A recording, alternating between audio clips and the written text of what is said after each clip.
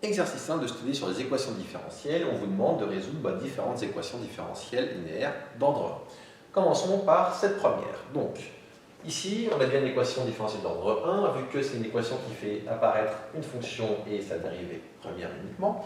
On voit que c'est une équation avec second membre ici, et donc je vous rappelle la méthode. On va commencer par résoudre l'équation homogène associée. Donc commençons par ça. Je prends la même notation que dans la vidéo de cours, c'est-à-dire EHA pour équation homogène associée. Donc l'équation homogène associée est ici, y' moins 2y égale 0. Je prends le second membre, égale à 0.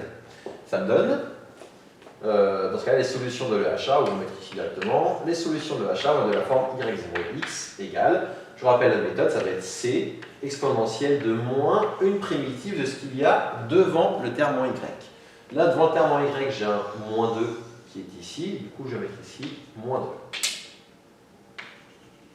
Donc ça va donner ici c fois exponentielle de primitive de moins et moins, ça va donner plus 2, primitive de 2, c'est 2x. Une fois qu'on est là, on peut dire que les solutions de 1,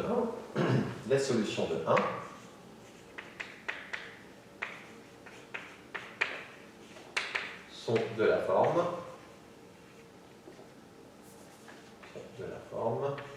je vais les appeler f de x égale y0x plus y1x, ou donc y0, je viens de le calculer juste là, c'est une solution d'équation homogène, et y1 est une solution particulière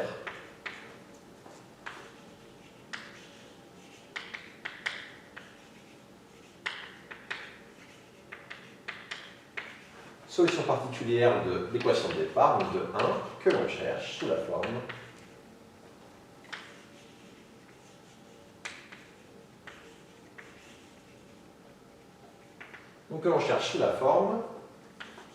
y1x égale.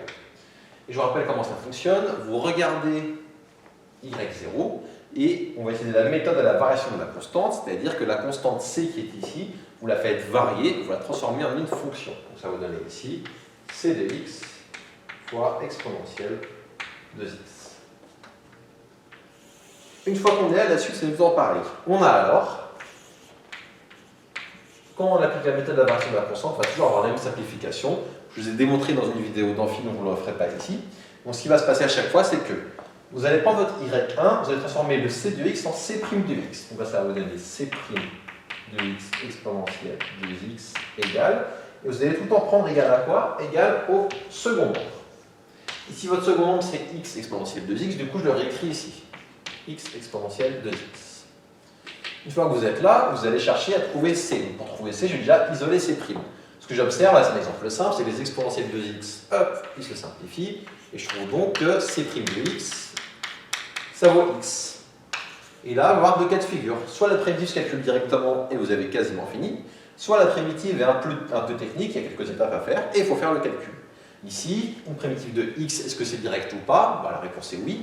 Est-ce que là, une primitive de x? La réponse, encore une fois, oui, justement. Et une primitive de x, c'est x au carré sur 2. Une fois qu'on a ces deux x, qu'est-ce qu'on en déduit? On en déduit que y1x égale, je vous rappelle que y1, c'était c de x fois exponentielle de x. Du coup, je vais avoir y1x, ça va être c de x, c'est-à-dire x au carré sur 2, fois exponentielle de x, qui était ici. Une fois qu'on a ça, on a alors, au final,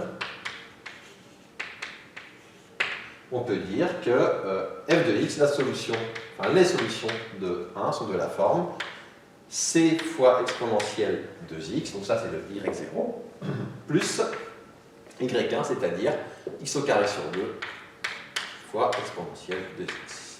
Et ça termine ici la résolution de cette équation différentielle. Donc vous voyez, c'est un mot qui fait peur, équation différentielle, mais dans certains cas, c'est pas si méchant que ça. On va en faire bien sûr plein d'autres pour que vous puissiez vous familiariser avec la méthode.